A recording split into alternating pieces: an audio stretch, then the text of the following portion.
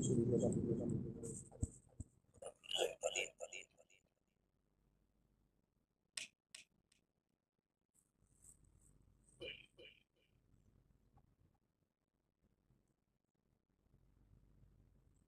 أعوذ بالله من الشيطان الرجيم. بسم الله الرحمن الرحيم.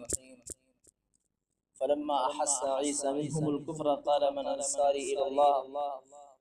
قال الحواريون نحن أنصار الله آمنا بالله واشهد بأننا مسلمون ربنا آمنا بما أنزلت واتبعنا الرسول فاكتبنا مع الشاهدين ومكروا ومكر الله والله خير الماكرين. یہ سورہ آل عمران کی 52 اور 53 نمبر 52 53 اور 54 نمبر کی آیتیں ہیں. اس کا ترجمہ ہے کہ پھر جب عیسیٰ نے اسے کفر محسوس کیا تو فرمایا اللہ کی راہ میں کون میرا مددگار ہے. حواریوں نے جواب دیا کہ ہم اللہ کے مددگار ہیں، ہمارا اللہ پر ایمان ہے اور آپ گواہ رہے ہیں کہ ہم مسلمان ہیں. اے ہمارا رب جو کچھ تو نے اتارا اس پر ہمارا ایمان ہے اور ہم رسول کے پیروکار ہیں، اس لیے ہمیں گواہوں میں لکھ لے. اور کافروں نے دھوکہ دیا اور اللہ نے دھوکے کا وبال ڈال دیا اور اللہ بہترین تدبیر کرنے والا ہے. پچھلی آیتوں میں اللہ سبحانہ و تعالیٰ نے عیسیٰ علیہ السلام کے اوصاف اور معجزات بیان کیے ہیں کہ عیسیٰ علیہ السلام اللہ سبحانہ و تعالیٰ کن معجزات سے ہمکنار کیا تھا یا کن معجزات سے نوازا تھا، اور اللہ سبحانہ و تعالیٰ کے وہ پیغامبر اور رسول تھے، اور اللہ سبحانہ و تعالیٰ نے ان کے بارے میں بتلایا کہ وہ حکمت کی تعلیم دیں گے، تورات انجیل سکھائیں گے، یعنی تورات کے وہ تمام احکام جو یہودیوں نے اپنی بغاوت یا اپنی سرکشی یا اپنی حق درمی یا اپنی ضد کے وجہ سے بدل دیے ہیں، تو وہ اثر و نو اس کی تجدید کریں گے، وہی پھر اسی نہج پر لائیں گے. اور صاحب انجیل ہونے کے باوجود حضرت عیسیٰ علیہ السلام تورات کے بھی حافظ تھے، اور وہ تورات کے حوالے ان کو دیا کرتے تھے کہ تمہاری کتابوں میں یہودیوں خود لکھا ہوا ہے کہ اس طرح کا معاملہ ہے. ورسول اللہ بنی اسرائیل جئتکم بآیۃ من ربکم. اور اللہ سبحانہ و تعالیٰ نے یہ بیان کیا کہ آخری نبی ہوں گے جو بنی اسرائیل کے ہوں گے، ورسول الی بنی اسرائیل. اور اللہ سبحانہ و تعالیٰ نے اس دور کے علم طب، یعنی اس دور کے جو اس دور کا سب سے بڑا فن جو طب کا تھا، اللہ سبحانہ و تعالیٰ نے ان کو اس طب میں کامل درجہ یا اوج کمال پر یا کمال کی چوٹی پر ان کو لا کھڑا کیا تھا، جہاں پر بڑے بڑے حکما، جہاں پر بڑے بڑے فلاسفہ اور بڑے بڑے اطباء اور ڈاکٹر حیران و ششدر تھے کہ اللہ سبحانہ و تعالیٰ نے ان کے پاس کون سا علم ایسا دیا ہے جس کی وجہ سے کہ ہم ان تک نہیں پہنچ پا رہے ہیں. یعنی ان سے پہلے ارسطو، سقراط، افلاطون جیسے بڑے بڑے حکما اور فلاسفہ گزر چکے تھے جن کے طب کا طوطی اور شہرہ تھا پورے زمانے میں، پوری دنیا میں. یونان میں ایک زمانے میں یونان میں طب کا بڑا بول بالا تھا، لیکن اللہ سبحانہ و تعالیٰ نے جس وقت انہیں مبعوث کیا تو انہیں ایسے معجزے دیے کہ یہ مٹی کے پرندے بنا کر اس پہ پھونک مارتے تھے تو پرندے صاحب جان ہو کر اڑنے لگتے تھے. وَأُبْرِئُ الْأَكْمَحَ وَالْأَبْرَصَ وَأُحْيِي الْمَوْتَى بِإِذْنِ اللَّهِ. پھر اللہ سبحانہ و تعالیٰ کی توفیق اور اس کے حکم سے یہ مادر ذات وہ اندھے جو بائی برتھ ہوتے تھے پیدائش ان کو بھی یہ ہاتھ لگاتے تھے وہ بینا ہو جاتے، دیکھنے والے ہو جاتے تھے. ابرص یعنی کوڑ، اس کو کوڑ ہوتا تھا، یہ بھی لوگ صحیح ہو جاتے تھے. وَأُحْيِي الْمَوْتَى بِإِذْنِ اللَّهِ. اور اللہ سبحانہ و تعالیٰ کی توفیق سے یہ مردوں کو زندہ کر دیتے تھے. اور مزید یہ کہ یہ لوگوں کی جمع پونجی کے بارے میں بتا دیتے تھے کہ تمہارے گھر میں کیا جمع ہے،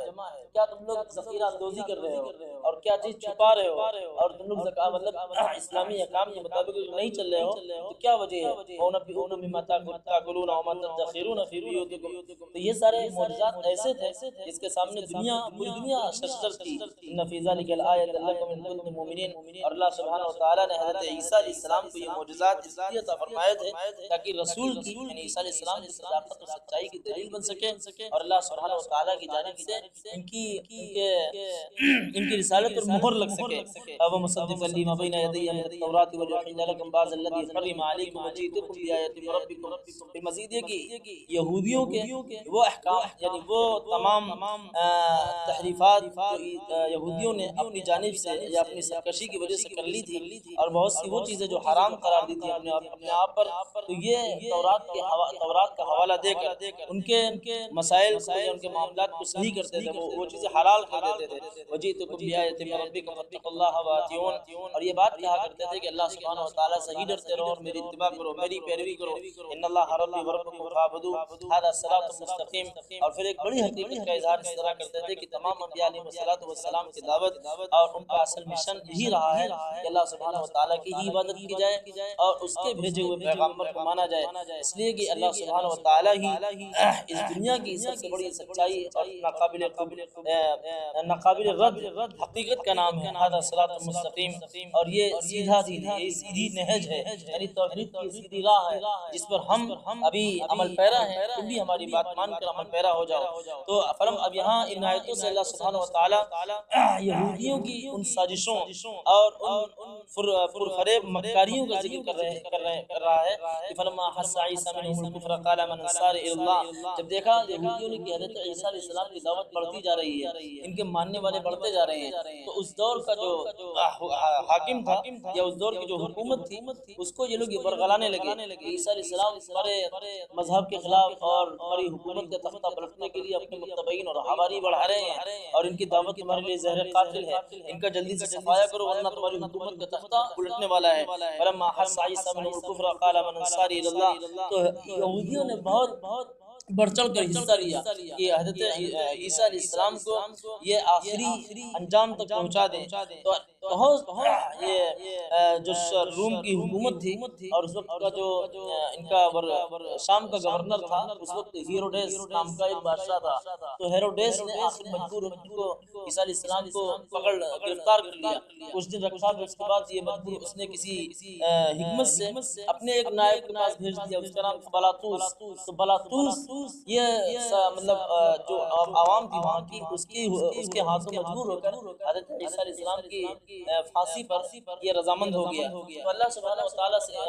تعالیٰ یہاں یہ بیان فرما رہا ہے کہ عیسیٰ علیہ السلام کو یہ لوگ پھانسی نہ دے سکے، ان لوگوں نے اپنی چالیں خوب چلی، بڑے مکر و فریب کے داؤں اور جال بچھائے، لیکن اللہ سبحانہ و تعالیٰ نے ان کی تدبیروں کو یا ان کی دھوکہ دہی کو یا ان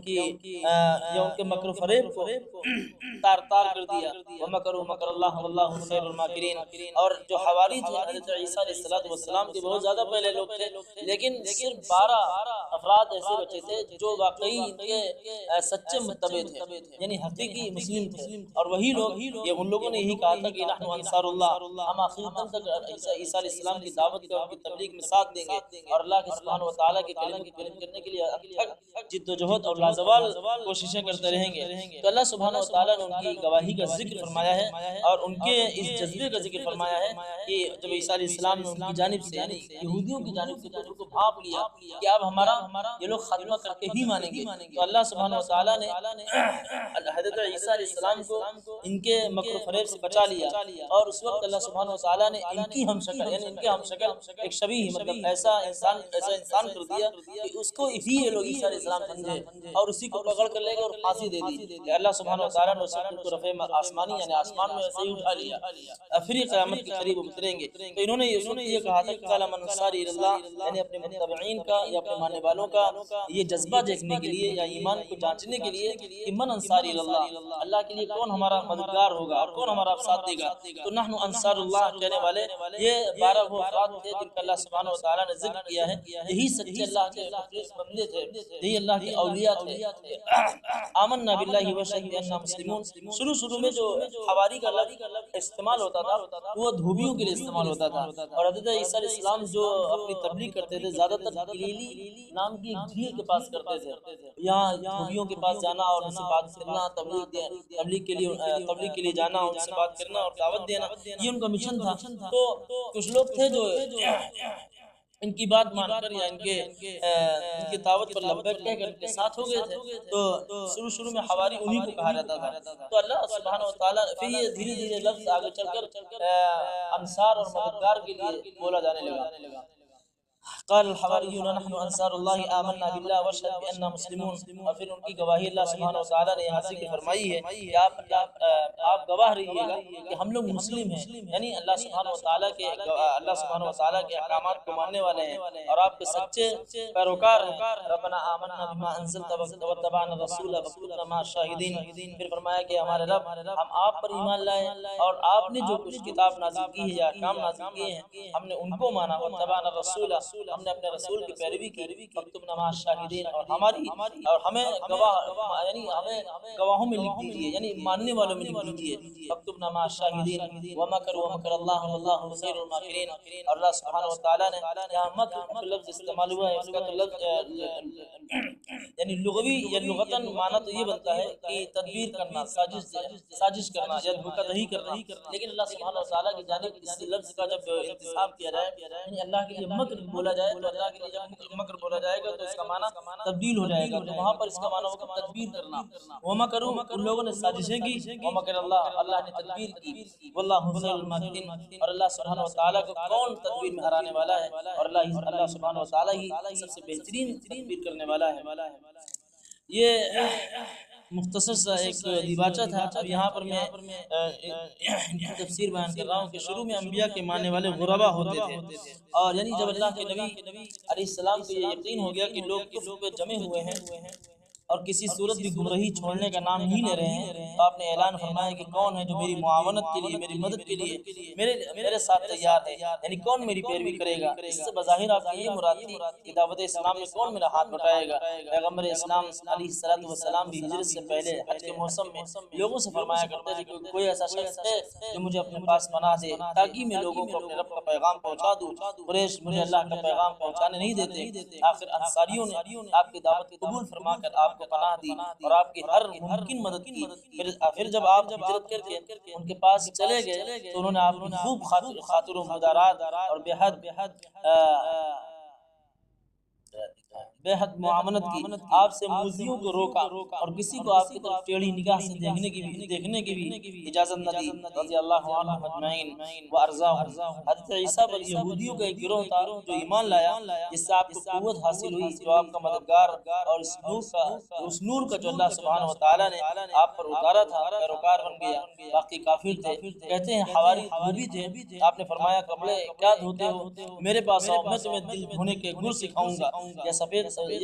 پوش شکاری تھے، لیکن صحیح یہی ہے کہ حواری مددگار کو کہتے ہیں۔ جب جنگ احزاب کے موقع پر اللہ کے رسول صلی اللہ علیہ وسلم نے لوگوں کو بلایا، زبیر رضی اللہ عنہ کھڑے ہوئے، پھر فرمایا پھر زبیر کھڑے ہوئے، پھر فرمایا پھر زبیر رضی اللہ عنہ کھڑے ہوئے، تو آپ نے فرمایا ہر نبی کا ایک حواری یعنی خاص دوست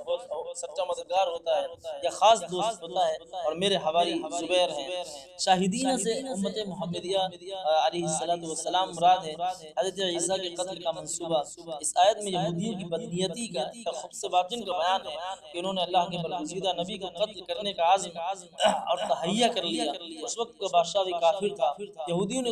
خوب کان بھرے کہ آپ کی سلطنت میں ایک شخص اتنا اٹھا رہا ہے، لوگوں کو آپ کی اطاعت سے روک رہا ہے، انہیں بھڑکا رہا ہے، گمراہ کر رہا ہے، باپ بیٹوں میں پھوٹ ڈال رہا ہے، اور ہے بھی معاذ اللہ حرام کا۔ غرض بادشاہ کو خوب سکھایا پڑھایا، بادشاہ نے حکم صادر کر دیا کہ اس باغی کو ابھی گرفتار کر کے صلیب پر چڑھا دو تاکہ لوگوں کو عبرت ہو جائے۔ چنانچہ سپاہیوں نے آپ کے مکان کا محاصرہ کر لیا، انہیں یقین تھا کہ اب ہم عیسیٰ علیہ السلام کو گرفتار کر لیں گے، لیکن اللہ نے اسی گھر سے آپ کو آسمان پر بلا کر ان ظالموں سے نجات بخشی۔ ایک شخص کو جو آپ کے پاس اسی گھر میں تھا آپ کی شکل و شباہت دے دی گئی، سپاہی رات میں گھر میں گھس کر تاریکی میں اس شخص کو عیسیٰ سمجھ کر گرفتار کر لائے، اسے خوب ذلیل کیا اور اس کے سر پر کانٹوں کا تاج رکھا۔ یہ تھی اللہ کی تدبیر کہ اس نے اپنے نبی کو ظالموں سے نجات بخشی اور آسمان پر اٹھا لیا اور انہیں ان کی گمراہی پر حیران و پریشان چھوڑ دیا۔ ان کا یہ گمان تھا کہ ہم عیسیٰ کو قتل کرنے میں کامیاب ہو گئے ہیں، لیکن حقیقت میں وما قتلوہ وما صلبوہ ولکن شبہ لہم۔ اللہ سبحانہ وتعالی نے دوسرے موقع پر اس کا اظہار فرمایا ہے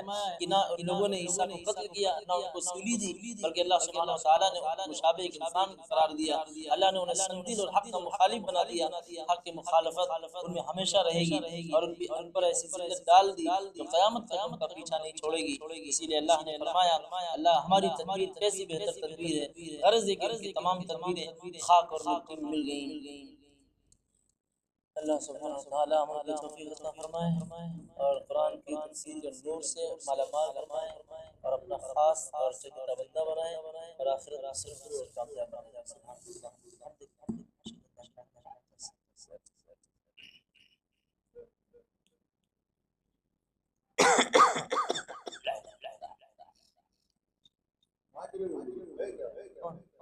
وہ تو قریب آ کے بتائے کڑی چلے گا تو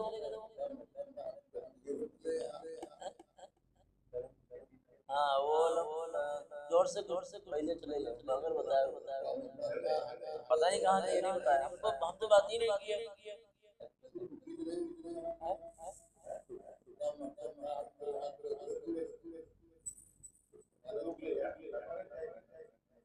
ارے دو تین مسافر کے لیے 3 دن بہت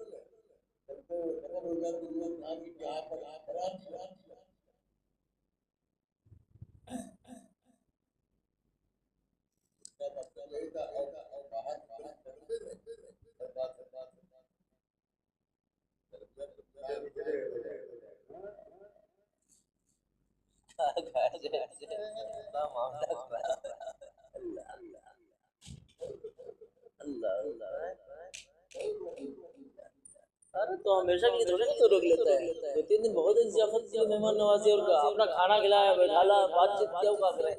ان کو کم اپنا کپڑا لتا دے دیں اور ساتھ میں چل بھی دیں کام بھی ہے. اور تم آئے ہو تو بتایا نہیں ہو جا رہے ہو تو بھی نہیں بتا رہے ہو تو کون سا طریقہ ہے. مان لو بتاتا ہے آدمی جا رہے ہو تو چلے جائیں گے ایسی بات ہوئی ہے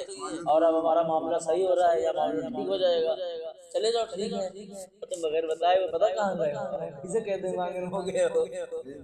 اب بات کرنا پڑے گا کسی سے تو ہو سکتا ہے اللہ جانے. ارے مولانا اپنا کھانا کھلا دیں گے اور کیا کریں گے اتنی قربانی دے دیں گے بہت ہے.